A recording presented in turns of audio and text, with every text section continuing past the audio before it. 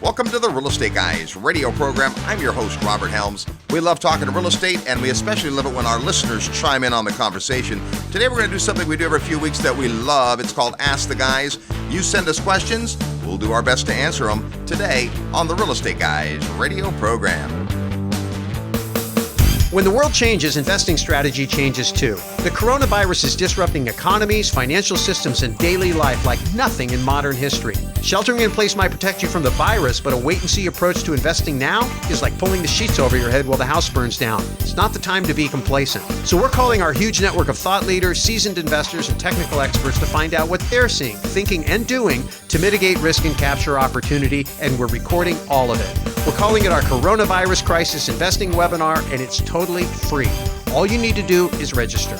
Remember, mainstream media doesn't talk to real estate investors. They don't understand you because Wall Street pays them not to. That's why the Real Estate Guys are here. To register for the Crisis Investing Webinar, simply send an email to crisis@realestateguysradio.com. That's crisis@realestateguysradio.com.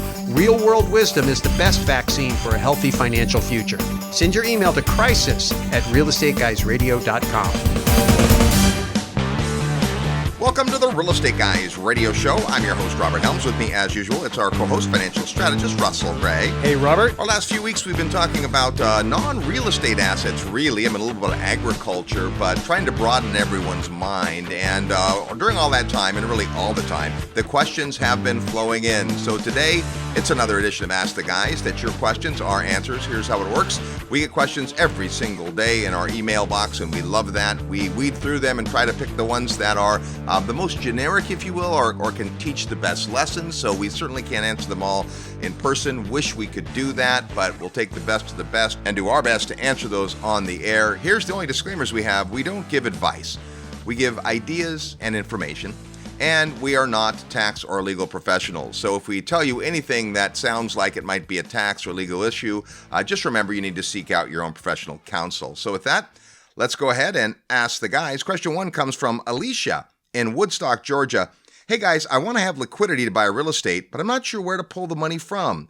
I have a homestead and one rental that are both paid off, and I have a 401k.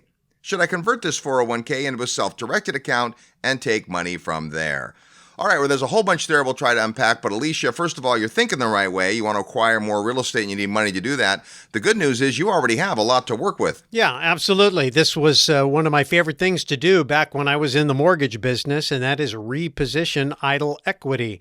If you look at the return on equity, it's not very high. Plus, it's subject to market forces. Plus, it's hanging out in the wind for potential adversaries to come attach. You mentioned the homestead, so maybe you don't want to mess with that, but you've got a rental property that's paid off. So the cheapest money out there is mortgage money. It's very inexpensive. It is long-term, so the payment, the cash flow is really easy to manage, 30-year fixed. If it's a property you like, you can do that. And now you've got really cheap money. The key is to borrow cheap and long and then invest or lend short and high and make money on the spread. So that's a way to do it. Obviously, the 401k is an option. It sounds like it's already at a former employer, which means that you have the ability to roll it into a self-directed. If you take it out, you're going to want to visit with your tax person. You may end up facing some type of a penalty.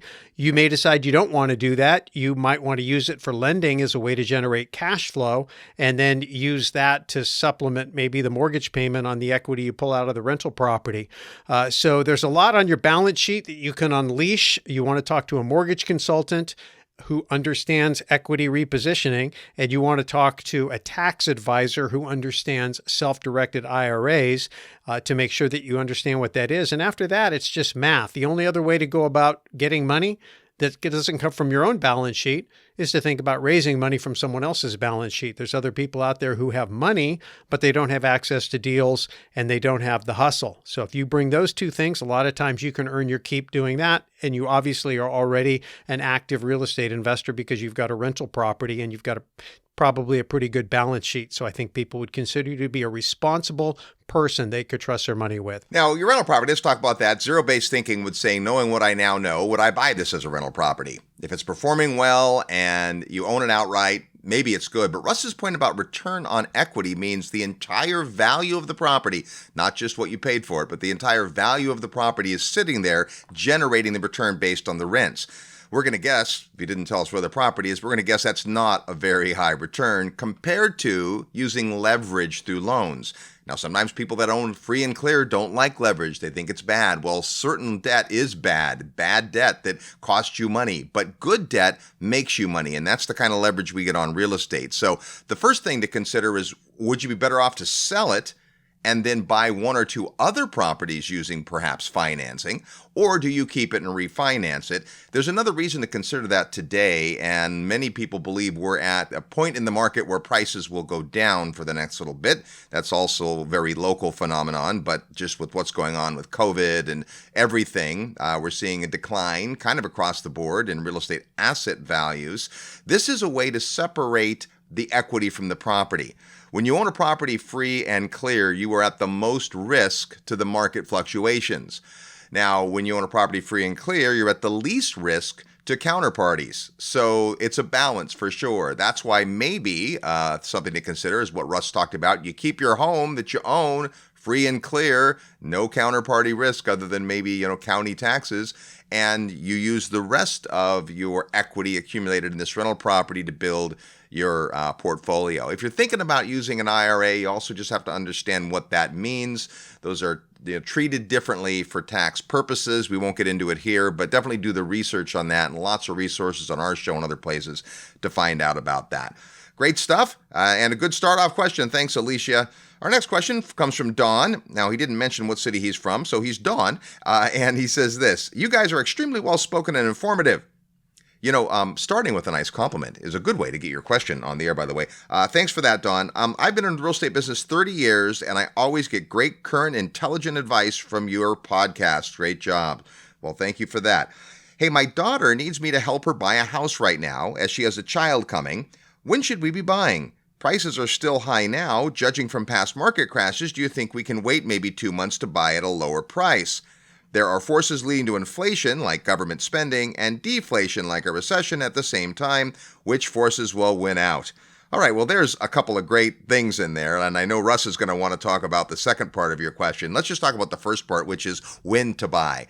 When you're buying a residence to live in, market timing means very little. Frankly, when you're buying an investment property, market timing doesn't mean that much. But if you can see where we are in a cycle, you make different decisions for an investment property than you would for a home you're going to live in, or in this case, your daughter's going to live in. So I think the first thing is finding a home that is safe, clean, affordable, good neighborhood, near what she needs to be near and all that. Whether or not you're going to be able to get a better price in the future is going to be a very local condition. Overall, I would say we see a lot of markets where we expect prices to go down or just be a little soft, meaning that the price trend may not be drastically down, but you will find the inevitable don't-wanter, someone that has to sell their house because they lost their job, their business was shuttered, whatever the case may be. So there may be those kinds of opportunities. If we're only talking about a couple of months and you have that couple of months, then I would say just keep your eye to the ground, start looking at neighborhoods, maybe enlist the help of a great real estate agent to help you. Make sure that they know you're considering waiting and not just buying right away. And if you're patient, some good deals will come. Now let's talk about the other part, which of course, what's happened in past market crashes and what we might be looking for this time around. Yeah, so before we jump into that, one thing I thought was notable here, Don, is that you said my daughter needs me to help her buy a house. And it's interesting because she could always rent. So in your question, it kind of implies that there is either a need there or a real strong desire, maybe with a child coming, to be settled down to nest. So I just want to reiterate Robert's point. Timing doesn't mean anything. It really, if she needs a house because that's what she needs to be comfortable with a baby coming, and you find a property that works for her in a neighborhood and all the things that Robert said, then just buy it because you're going to be in it for a long period of time. Markets go up, markets go down, as we know. And what really matters is, can you afford to make the payment and are you happy living there? Buying a home is very different than making an investment. And even though a lot of people like to talk about homes as an investment, they're not. Just ask Robert Kiyosaki. They're liabilities because you pay to live there as opposed to the other way around.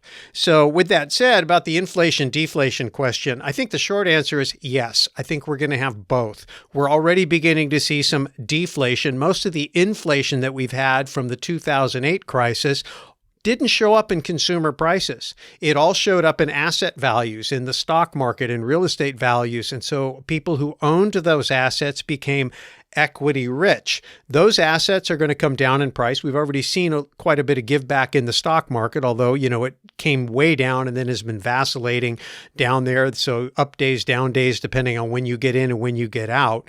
But as far as long term, it's pretty hard to look at all the pressure being put on currencies globally, and especially the dollar right now. The dollar is being asked by the Federal Reserve to prop up the asset values and the credit markets of the entire world. Is the dollar strong enough for that task? I don't know.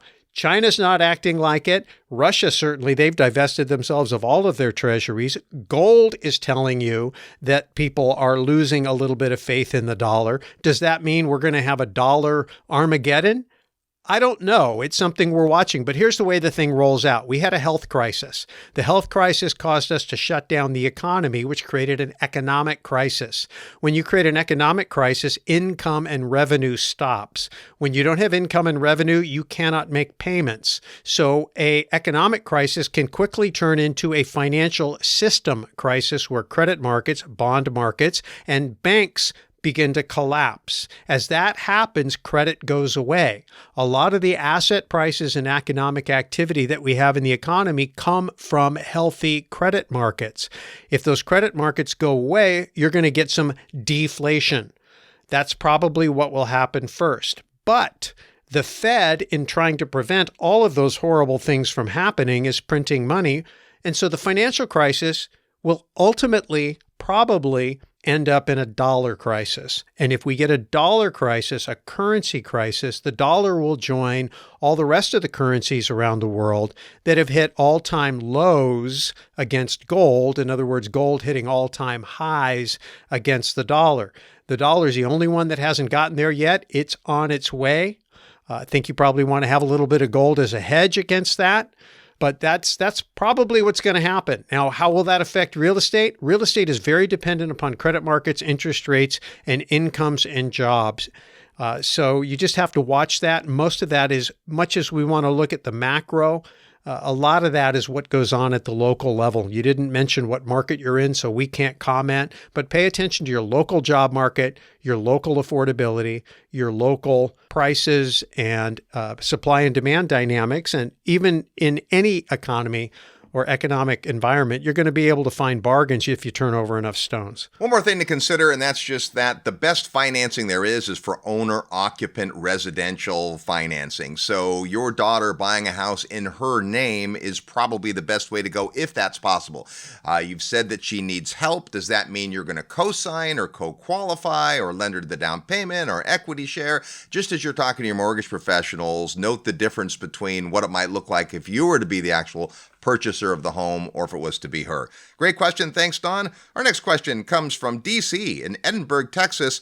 Hello, real estate guys. So, due to the pandemic, people are going to be selling their homes at discounted prices. How do I find these deals? I have cash on hand to buy, but I want to get some off-market deals not found on Zillow, Realtor.com, etc. Should I just be cold calling, door knocking, etc.? All right, well, this is a great question. So first, the premise is prices are going to be lower, and I can't find fault with that premise. We're already seeing it, and when we're seeing record unemployment, that doesn't bode well for housing prices. We're seeing more renters, which means that there's going to be a demand for people to stay places, whether it's apartments or homes. And as we see prices going down, what I alluded to earlier, it's not even across the board. Some people were able to hang on to their homes and rental properties in the last downturn without an issue. Some lost their properties, and that's going to happen this time. If you're owning a home and you happen to own a gym that's been closed for 60 days and might not open again, depending on where you live, at least not for a while, you may have no choice but to sell your home, and if you need the money, you may have to sell at a discount. And there will be those opportunities. So the short answer on how you find those opportunities, is through relationships. That is the gold in real estate investing. It's never the MLS. It's never Realtor.com or Zillow. That's not where the bargains are. And the reason is real estate is not a perfect market, but things like the multiple listing service and the sites you're mentioning are nearly perfect in that they drive a lot of buying activity and exposure. And properties that are priced well in good neighborhoods are going to be bid up. So what you're looking for is that off-market deal, which means nobody else is looking at it. Sometimes those can be great deals, and I will tell you the best deals I've ever had in my real estate investing career have been deals when I'm the only person shown the deal. That's the ultimate pocket listing or off-market deal. But I'll tell you, it's hard to get into a relationship where you are the person with the credibility to be shown as the one and only potential buyer. Doesn't mean we always say yes, by the way, but certainly there's been that great opportunity. So the way to do it, in my opinion, isn't cold calling and door knocking. Yeah, you could do that and you can out hustle folks that way, and eventually you might find something that way.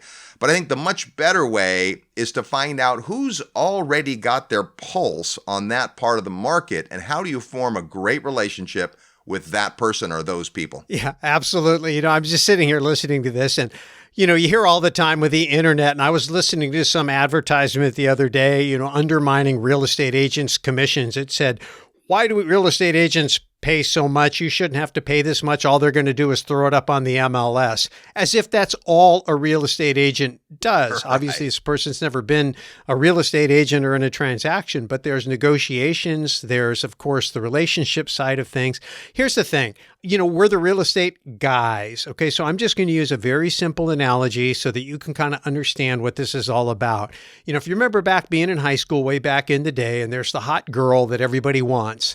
You want to get into this relationship. They've got the stuff you want, right? But you're on the outside. Now, you could just walk around every single girl in school and say, hey, would you go out with me? Hey, would you go out with me? Hey, would you go out with me? That's door knocking or cold calling. That's door knocking or cold calling. If you ask enough girls, you're probably going to get a yes.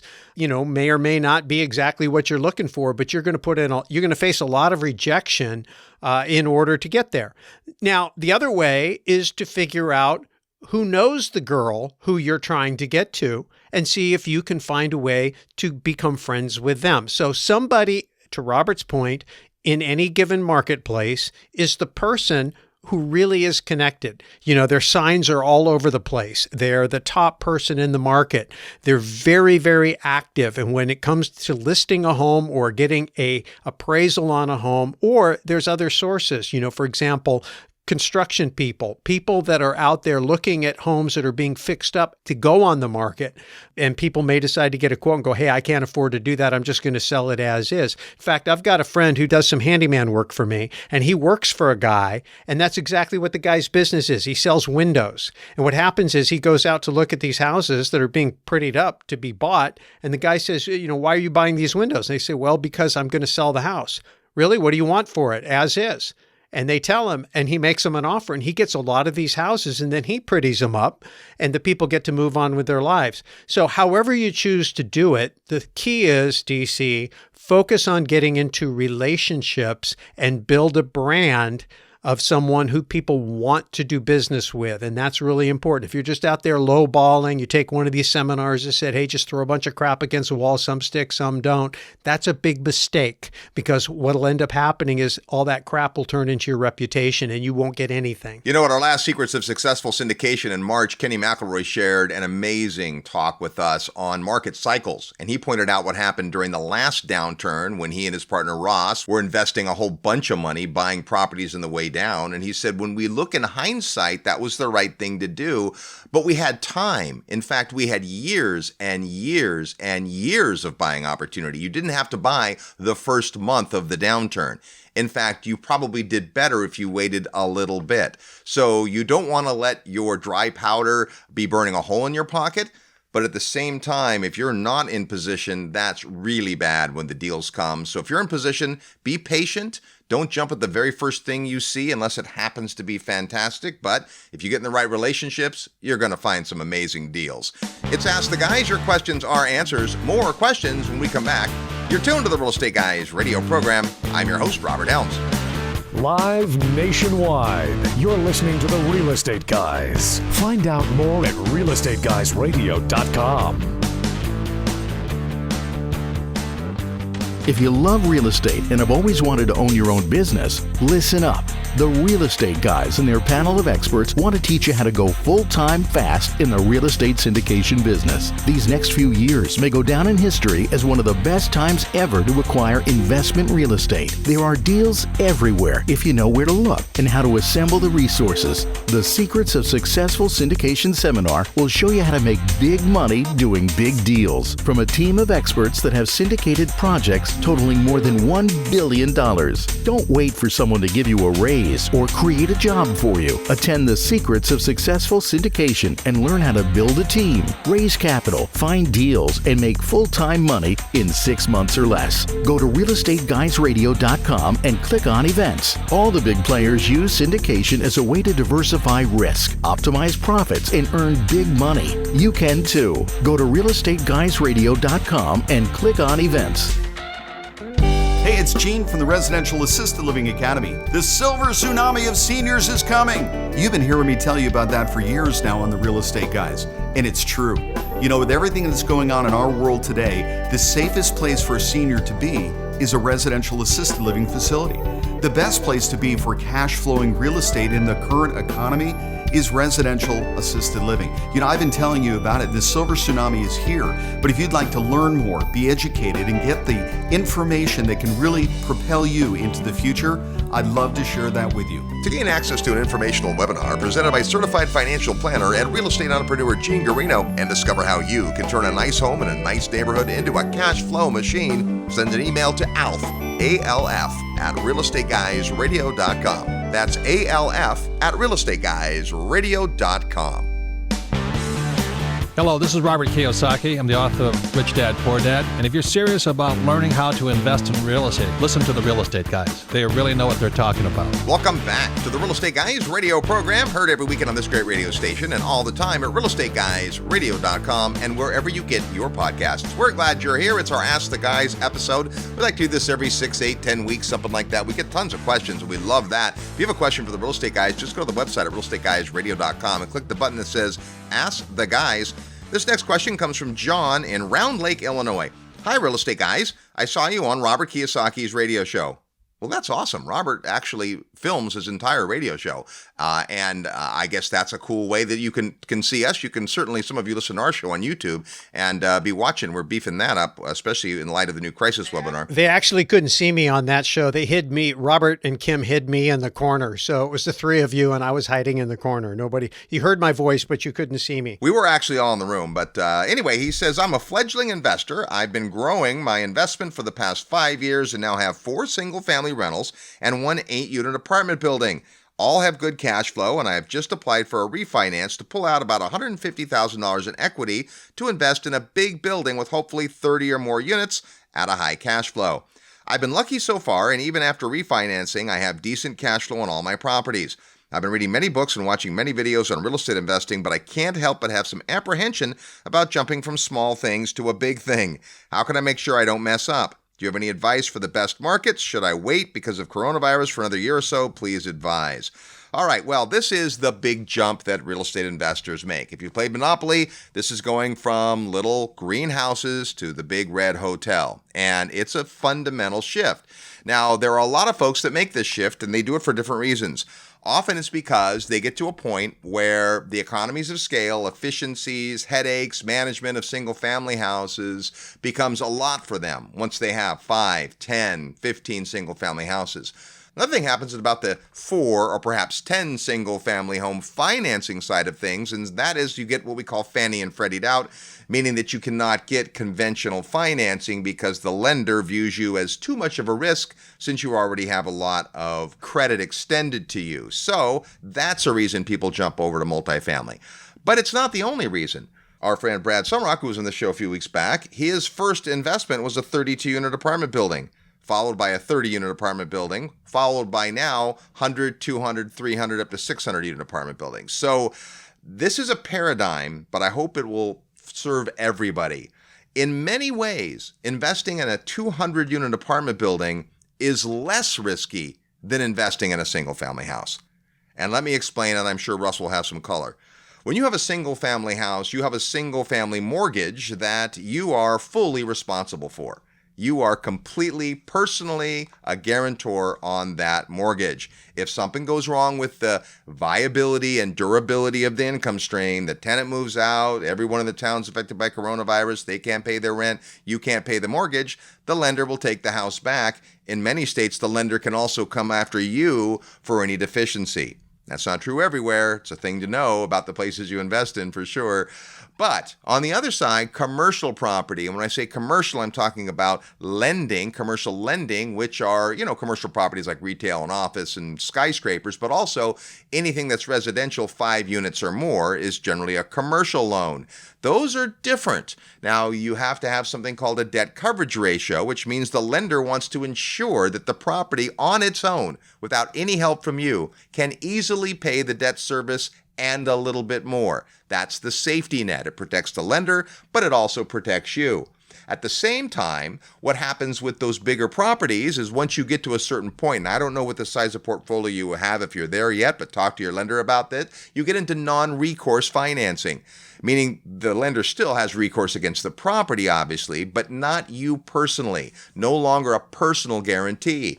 And the third thing I'll say is with bigger properties, you typically don't buy one by yourself. You do it with partners or through a limited partnership or a real estate syndication. And many people bring power to the deal. And therefore, you have those folks on your side as well if things were to get dicey. So that, to me, makes apartment investing actually less risky. Yeah, I mean, you mentioned Brad, and Brad, we call him the apartment king. And yeah, he did. His very first investment was a 30-some-odd unit building. But I think that thing that was notable there about Brad, and many people like that, is he started in a coaching program. He started with a mentor. He had somebody looking over his shoulder that had been there, done that. If you've got $150,000 coming out of your property, you might want to invest a piece of that in getting a mentor. Now, you can do that a couple of different ways. Brad created a mentoring program. You can take advantage of Brad's mentoring program. Many people we know have gone into that program and had great success. If you like Brad and like the markets he's in, you might want to check that out. You can send an email to Sumrock, SUMROK, at realestateguysradio.com to learn more about Brad's program, or visit our resources tab. Just go to realestateguysradio.com and click on resources. But here's the point. You can also invest with someone else. Robert learned development by being a passive investor by taking, I think, $50,000 of his own money and investing it passively in a deal that another person was doing the development on.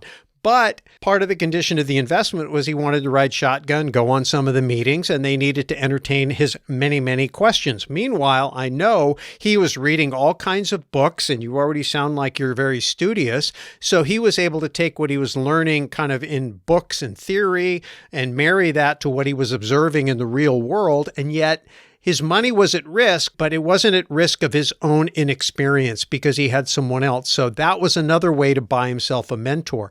Eventually, he got into the development business, and he's still in that business to this day. So there's that way to do it. The other thing Robert just mentioned is syndication. It's kind of like what we were just talking about, but if you wanted to, you could actually organize other investors. You just want to make sure you recruit somebody onto the team that has got more experience than you do.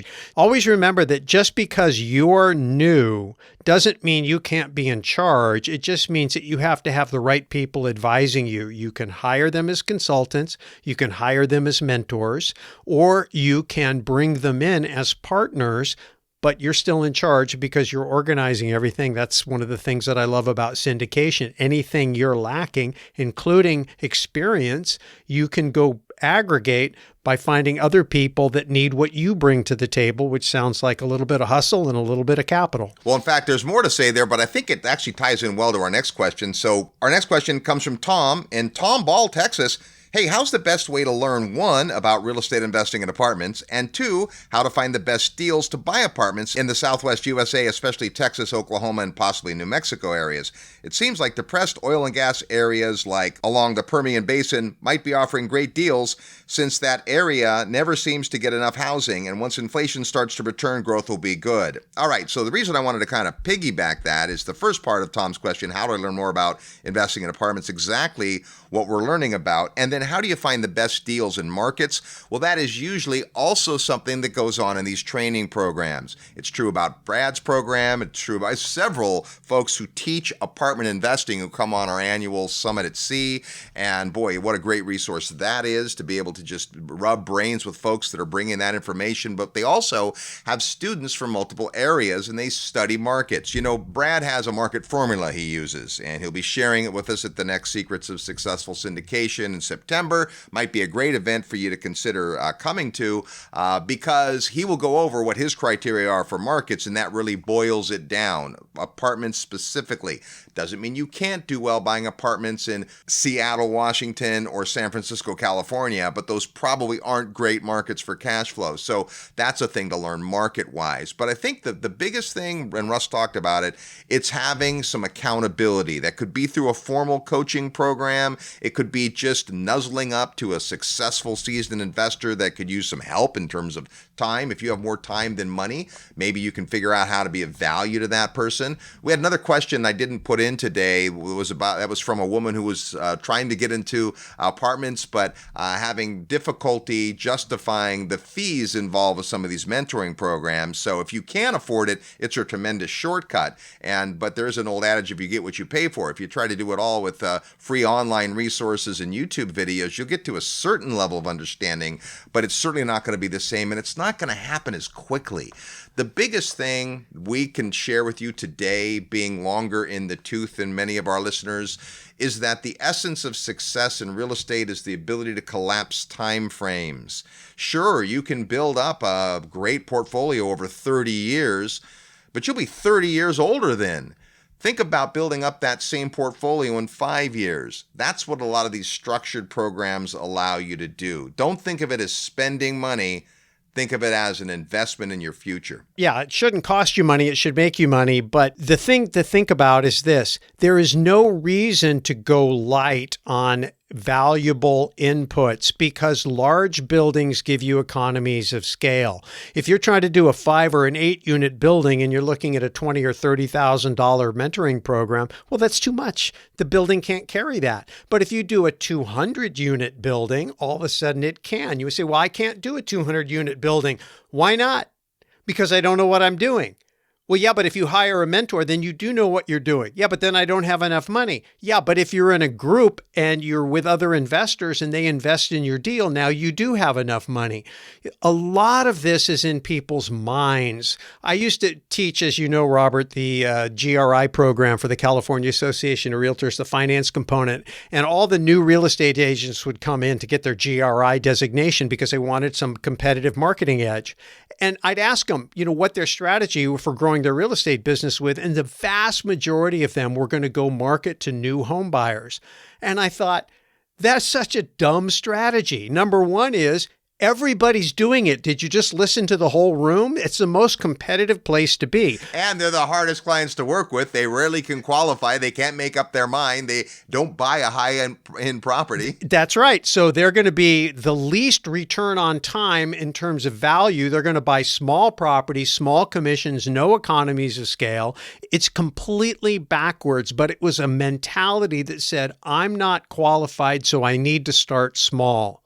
I think the thing that we want to get across right now is there's no need to think small. You need to think big. Real estate will allow you to play big. Real estate syndication especially will allow you to play big. It is actually easier to go big than it is to go small because economies of scale let you hire quality help as employees, vendors, and mentors to help you do it right. I have one more comment on your markets, Tom, and I cannot fault your logic. However, understand this. All real estate markets that are heavily dependent on oil will mirror the volatility of oil. So in the good times, things are rocking. In the bad times, things are really bad. So just choose super carefully. Find someone who really knows those markets. It's Ask the Guys. Your questions, our answers. When we come back, we're going to ask you a question for real estate trivia next. You're tuned to the Real Estate Guys radio program. I'm your host, Robert Helms.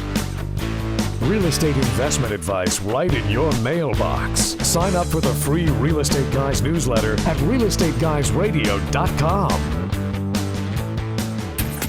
Having trouble finding deals where the numbers make sense?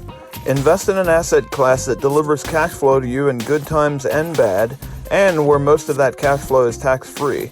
I'm Dave Zook. Many of you have heard me speak at Real Estate Guys events or heard me on their podcast. My team is a top 5 ATM operator in the country, and right now accredited investors can make cash flow returns well into the double digits and get huge tax deductions. For your free report on this lucrative asset class, email atm@realestateguysradio.com. Do you have a self-directed IRA invested in a syndication? Guess what? It's a ticking time bomb. Why? Because IRAs get hit with UBIT taxes, even Roth IRAs.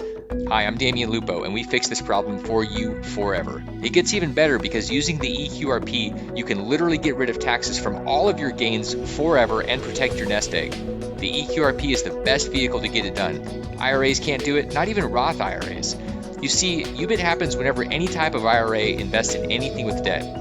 Don't worry, even if your IRA is already invested in a deal, we can kill that tax. Our team at Total Control Financial is here to give you control of your retirement money and free you from that deadly IRA tax forever. Want to learn more about the EQRP? Send an email to eqrp@realestateguysradio.com. I'll email you my special report and send you a copy of the QRP book. Paying a 37% UBIT tax is stupid. First step to getting rid of that tax is to send an email to eqrp@realestateguysradio.com today. Hi there, this is Danielle DiMartino Booth, author of Fed Up, an insider's take on why the Federal Reserve is bad for America, and you're listening to The Real Estate Guys. Welcome back to the Real Estate Guys radio program. Thanks so much for tuning into the show. If you've not yet signed up for our crisis webinar, you're going to want to do that. We've got some of our greatest friends, allies, and big brains chiming in on what's going to be a tremendously helpful and fact-filled journey. It's going to be long, it's going to be on video, and it's going to be free. All you have to do to get invited is send an email to crisis@realestateguysradio.com, crisis@realestateguysradio.com. It's Ask the Guys today. Your questions are answers. If you have a question for the Real Estate Guys, just go to the website at realestateguysradio.com and click Ask the Guys. Before we get back to your great questions, it's time to play Real Estate Trivia. That's us asking you a question that has something to do with real estate. When you hear the question and think you know the answer, quickly get your best guess to trivia@realestateguysradio.com. Trivia@realestateguysradio.com, including your name, the answer to the question, and your mailing address, because if you win, you're going to get a cool book called Life-Defining Moments from Bold Thought Leaders. That's our prize today. Last week on the Real Estate Guys, we had a great conversation with Dana Samuelson talking about the precious metals, and we asked this: gold is the state mineral of 2 different U.S. states. Which ones? Well, the 2 states that have gold as their official state mineral are 2 states where you can find gold: California and Alaska. I would have gotten that one. Will you send me a book? Okay, you twisted my arm. We'll get you a book, Russ, but we'll still have one available for our winner today. Here's our real estate trivia question for this week. Brevard County in Florida has the area code 321. Why is that? Why is Brevard County's area code 321? Most area codes are just pulled out of a hat, but this one actually means something. What do you think it is? If you know, or you just want to guess, and I'm sure you can guess on this one, send your best guess quickly to trivia@realestateguysradio.com. We'll need your name, the answer to the question, and your mailing address, because if you get it right and you're the first to let us know, you get an awesome book put together by our friend Kyle Wilson called Life-Defining Moments from Bold Thought Leaders. That's today's real estate trivia question. It's Ask the Guys. Your questions are answers. Lots of great questions have come in, and it's really hard to weed through just the ones that we're going to get to, but we'll do our best to get through as many as we can today. This next question comes from Bob in West Palm Beach, Florida, so nearby. The Florida trivia question. Hey guys, we own a rental property that has provided modest cash flow for years now, but the repair costs are adding up, and by my rough estimates, we need about $15,000 or more to renovate it to bring it up to full market value. As opposed to refinancing to pay for those renovations, I'm wondering if it's time to sell and take the profit and reinvest in other properties, including possible flips and perhaps a short-term rental property in a tourist location. Knowing there are a lot of variables, is it generally good practice to turn one property into multiple properties and increased profits? Oh my gosh, Bob, a ton here. We'll try to get through it. First of all, what happens in the life of any property is you have to make the decision, do I invest money into it to get more out of it? If it's a rental property and it's just trucking along and the mortgage is in place and the tenant's in place and they're not complaining, and to get maximum market value, you'd have to spend some money. But if everything's moving along, maybe not. If all of a sudden you're pushed and the tenant won't agree to a rent increase because the property's not in shape, now you got to make the decision you're making. So one of the fundamental things to think about is the compared to what. And I talked about this earlier, what we call zero-based thinking, knowing what you now know. And you know a lot more now than you knew when you bought this property that's been performing for all these years. Knowing what you know now, would you invest in this property if it was up to, spec? Well, if the answer is yes, then perhaps it makes sense to. And you always could refinance, and there's actually some reasons to consider that. I wouldn't just summarily dismiss that notion because there's some really good reasons to consider refinancing right now. I would, I think, question perhaps some of the motive flips and short-term rental. We'll talk about that in a minute. But all things being equal, I'm personally always going to be a proponent of turning one into many. I want to retire with more real estate than I possibly can remember. So when you get a chance to turn one property into 2, into 4, into 8, we call that rabbit investing. And it has to make financial sense. But if it does, that can truly be a long-term path to wealth. Yeah, if you can get a copy of Equity Happens in the used market, I think last time I saw them, about nearly $200 a copy, so it's a collector's item. Yeah, unless we've signed it, then it's worth less. Yeah, exactly. But in Chapter 10, we tell the free duplex story, and that's all about breeding equity, or what we call rabbit investing, by repositioning equity from one property into 2, and 2 into 4, and 4 into 8. Of course, that's all predicated on, over time, equity happening, meaning either through inflation or through your own efforts. The difference between what you owe and what it's worth on the open market goes up, and that the credit markets are healthy and you can tap that equity.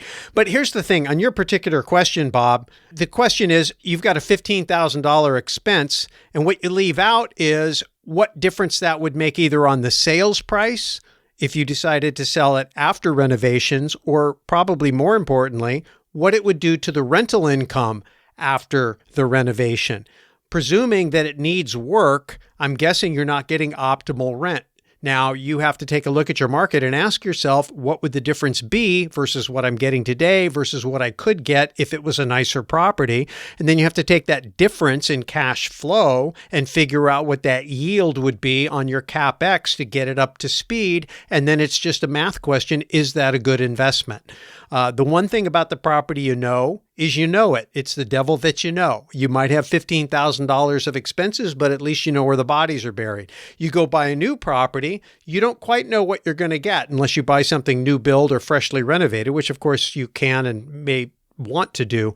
I think the bigger discussion that Robert mentioned about the flipping of the properties is, in today's market, it's really tough. You have to move very, very quickly because the market could be declining in the near term pretty precipitously. And if you happen to be trying to flip out of a property when that happens, you better be in a position to hold on until it comes back from a cash flow perspective, or you could end up losing everything. So be careful about that. I would also say be careful about short-term rentals right now. Here's the problem. Short-term rentals have been hit hard, less traveling, less people get on airplanes. Not only that, who do you trust more in the age of COVID-19 to clean a unit your family's going to stay in? The Hilton, the Marriott, the Hyatt, or some guy that has a vacation rental where some crew comes in occasionally and cleans? I think short-term rentals can make a ton of sense in the right market, but I would be uber careful right now to pick the market that's not saturated and make sure that that whole industry is going to make the turn.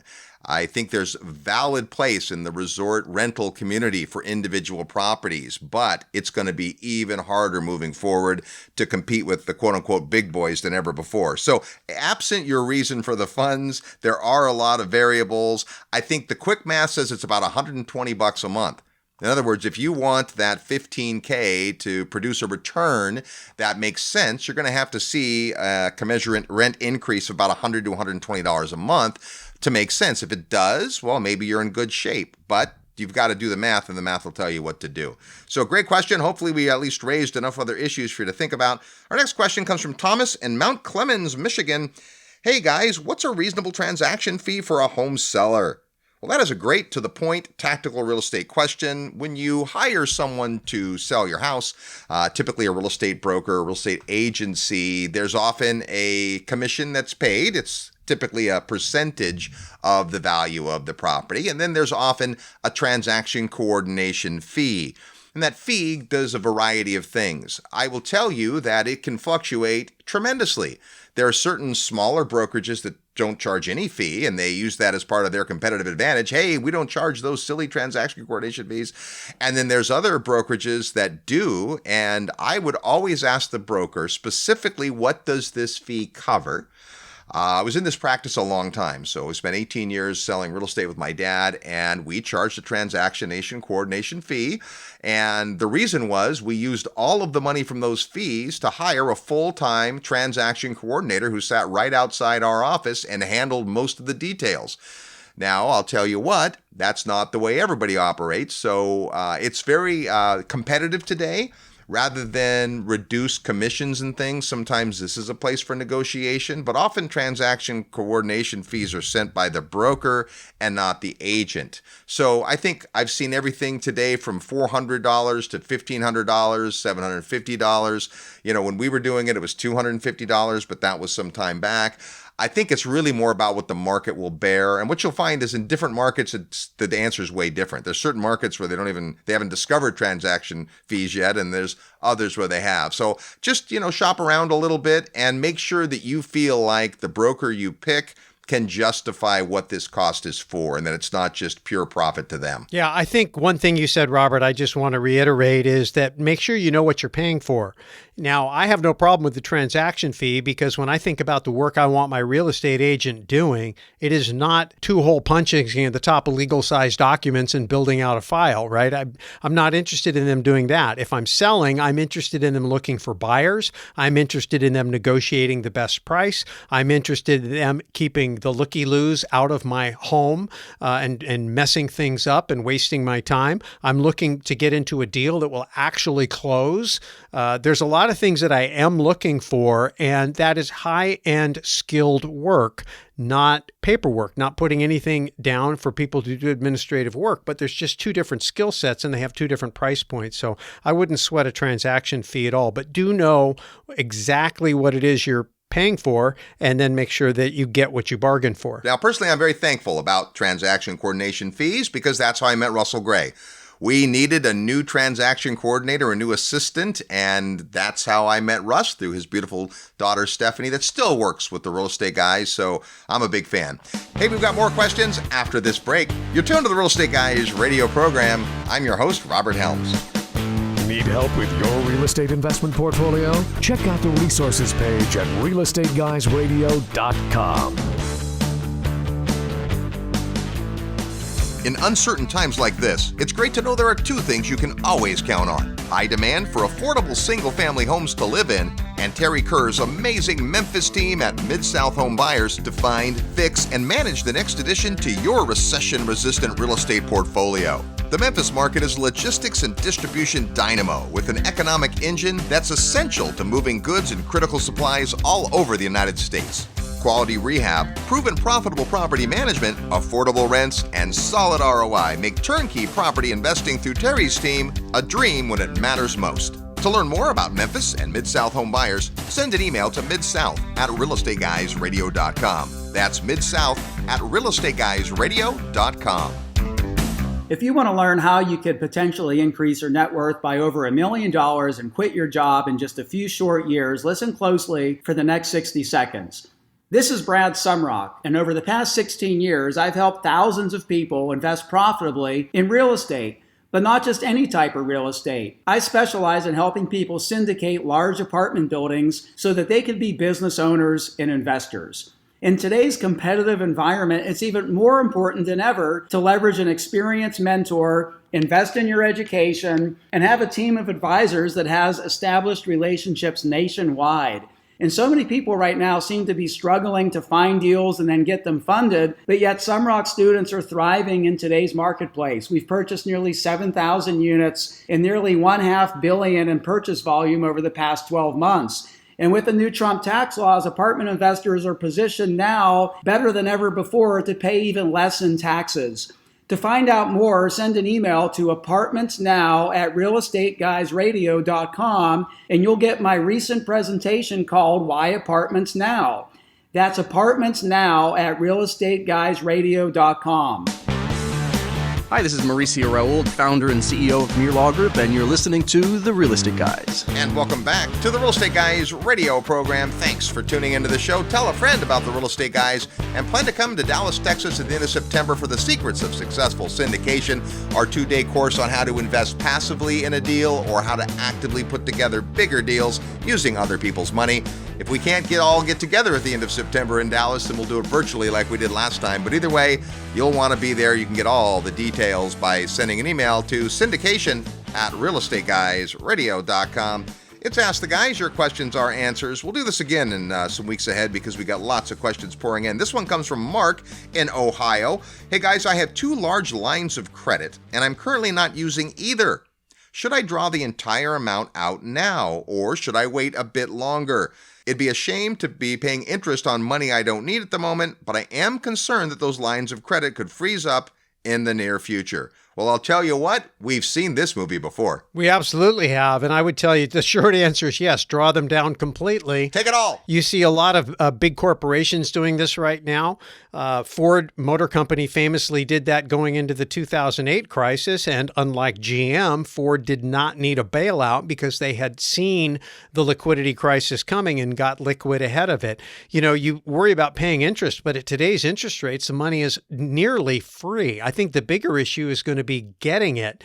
Now, the one thing to keep in mind, though, is read the loan contract and make sure you understand, because often those interest rates are adjustable. That's a problem. Sometimes those loans are callable or they have a short duration, and that's a problem. And so you just need to understand when you borrow exactly what your cost of borrowing is and what your stability is in terms of how long you can have the money at the rate you bargained for. A lot of people think home equity lines of credit, HELOCs, and lines of credits work the same as a permanent mortgage like a 30-year fixed, and they don't. So you didn't mention what kinds of lines of credit, but since we're a real estate show and you said lines of credit, I'm guessing it's an equity line of credit. And I already know, I believe at the time that we were talking, that both Wells Fargo and Chase have backed out of those businesses or substantially tightened it. I have also gotten some anecdotal stories from different investors that they're starting to see their credit lines reduced or shut off through no fault of their own. And these are the signs going all the way back to September last year when Robert and I were covering with great interest the disaster going on in the repo market, which is basically a pawn shop for banks where they go to hawk their treasury bills so that they can raise cash. So there was already something going on before COVID-19 hit. Now it's here. Banks are nervous. Chairman Powell at the Fed is acting pretty nervous.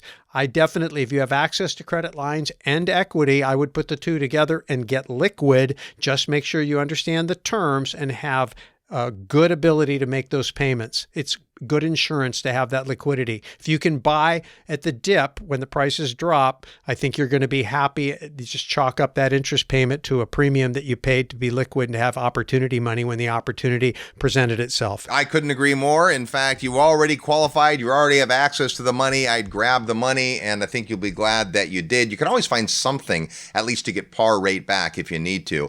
And it kind of ties into our next question, which comes from Jason in Ventura, California. Hi, you guys rock. Which is why I wanted to make sure we got your question in, Jason. Thank you for that. I have a securities-based line of credit backed by my stock portfolio at a 5% interest-only rate.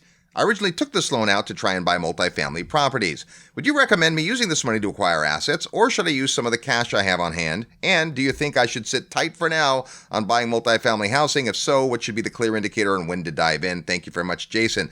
Okay, well, this is a little different because this is not backed by real estate. This is backed by securities. And in the case of real estate, if I have a real estate line of credit, typically I draw that and my house value now goes down. There's nothing the lender can do about that. There's no margin call, if you will. That's not typically true with securities. If the underlying securities were to go down in value, you might have a margin call. So that's just one more thing to consider. But in terms of would it make sense to buy multifamily, we think that when we're in any kind of recession territory, when prices are down, when there are difficulties looming, then multifamily property is a place people go. It's one of the safest havens, if you will. Yes, there will be a portion of tenants who are unable to pay their rent, but there's likely to be more to take their place. Apartments are very recession resistant because people have to live somewhere. At the same time, I always am leery of all the money that's been chasing apartments for the last many, many years. It's brought cap rates way down, so you definitely want to be patient and wait for the right deal. Yeah, I'll just add to this. There's just a couple of principles that I think tie into a couple other questions that we had today. Number one is never borrow short to invest or lend long. I said it before, but I'm going to say it again. And so, HELOCs I consider to be a short-term loan. I would consider a securities-backed loan to be short-term also. But the second principle is whenever you are doing a loan, make sure you really understand the terms of the loan, not just the interest rate, not just the duration, but get into the weeds of the contract, the ability to call the loan, things like margin calls, interest rate adjustments, obviously. Just make sure you understand so that when you make the decision and deploy the capital, that you don't end up in a mismatch. Again, the big mistake is to borrow short and then to lend long or invest long and then end up having your short loan called or somehow need to repay it and being illiquid. The worst thing in the world is not to have cash. It's like having your head shoved underwater, and maybe falling through the ice and then having the water carry you a couple of feet. And now when you come back up for air, the ice is there and you can't get a breath. I mean, you just don't want to be out of oxygen, and that's what cash is. So always be mindful of liquidity and cash flow, and then invest within the confines of making sure that you have and retain good liquidity and good cash flow. Our last question today comes from Justin in Burlingame. Hi, guys. We're planning to move out of our primary residence in the next 12 months or so. We have approximately $1.2 million of equity in it and have lived in it longer than 2 years. It's a one-bedroom, half a bath in Burlingame, California. I get it. Exactly. We're trying to decide if we should rent it out. We could get $4,500 a month rent for it, or sell it and unlock the capital to buy 2 or 3 small condos to rent out. Do you have a formula or a calculator to analyze the situation and help make our decision? Thanks. Well, Justin, I want to squeeze this question in because it's a great one. First of all, $4,500 a month based on just the equity in your home, that's about a 4% return before you consider any costs. So that dog doesn't hunt very well. Appreciated prices in the Bay Area have been wonderful for folks that have made the decision to get out. If you're planning to sell anyway, the fact that it's been a primary residence for more than 2 years means you get that big tax bonus, but it also means you're going to have a taxable event here. It's probably worth offsetting that, I think, with other properties. And I like to say live where you want to live and invest where the numbers make sense. There was a time in my investment career where I owned over 100 properties, all of them in California. I haven't bought a California property in years. Almost everything I own is outside of the People's Republic of California with its terrible tenant-landlord laws. Yeah, prices go up like you've witnessed, but how long that can continue, who knows? I think this would be an excellent time. And obviously I have some energy on this because I have 3 friends and my sister who I've given this exact advice to in the last couple of years. They've all taken it and are thrilled beyond imaginability that they're out. So I do have some energy. I also love the Bay Area. Again, Russ and I met in the Bay Area. I was born in San Jose, California. So I'm right with you. I know Burlingame. It's a great market to be in. I don't think a house like that makes any sense as a rental. From an investment point of view, you can do much, much, much better. Yeah. I mean, you ask if there's any calculator. Yeah. You mean, a $4 calculator at the corner drugstore will get you exactly what you need. I mean, gross rent multiplier. That's the only thing you need. I think it really just comes down to, what you can get that money to do. And to Robert's point, a 4% gross yield. That's pretty low. So there are a lot of other places where you can do a lot better than that. To help you, we'd probably have to have a lot more insight into what else you had going on and what your goals are. Hey, Russ, I just got a quick thing here. There's a particular provider that we point to and have for years. And if you were to buy 5 of his houses at approximately $300,000, you would have that same $4,500 in rent. Exactly my point. So instead of $1.2 million assets at 285 actually would return that same amount. Without leverage, and you have diversity of income spread out over several properties, and the list goes on and on and on. So we definitely both have a lot of experience repositioning Bay Area equity to other markets.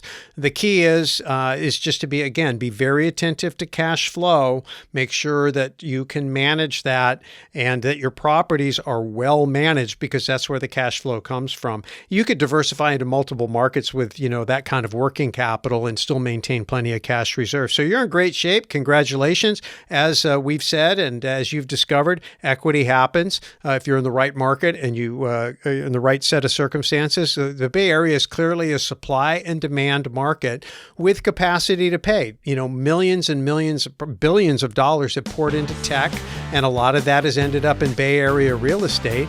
And the thing is, they cannot expand the amount of available supply, so the end result is equity. And so that can happen again, but it's not ever going to cash flow. So you're going to want to look for cash flow markets if you really want to build something that can give you resilient wealth. And of course, we've been on the radio in the Bay Area, Northern California, for 23 years now. So a big hello to all of our Bay Area radio listeners. Hey, those are great questions. Thanks so much. If you have a question for the Real Estate Guys, go to the website at realestateguysradio.com and click Ask the Guys. Next week, a fabulous show for you with a great guest. Until then, go out and make some equity happen. This episode of the Real Estate Guys radio show is brought to you by Paradigm Life. Powerful cash management strategies using life insurance. Learn more at beyourbank.com. Mid-South Home Buyers. Low-cost, turnkey cash flow properties in Memphis, Tennessee. Corporate Direct. Asset protection strategies for real estate investors from attorney and Rich Dad advisor Garrett Sutton. Find these and other great companies under the Resources tab at realestateguysradio.com. To learn how you can expose your product or service to the Real Estate Guys audience, call 888-489-7723 extension 4.